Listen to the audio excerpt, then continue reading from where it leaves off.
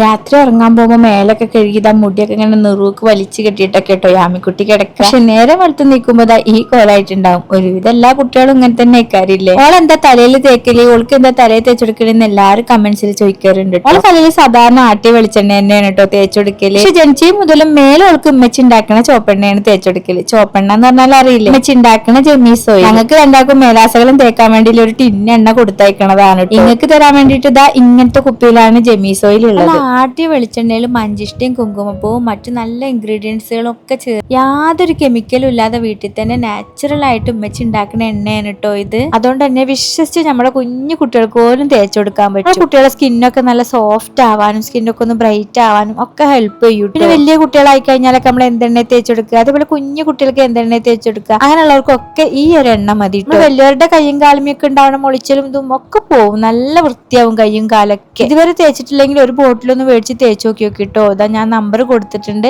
അതിൽ വാട്സപ്പ് ചെയ്താൽ മതി കേട്ടോ. എല്ലായിടത്തേക്കും ഫ്രീ ഡെലിവറിയാണ്.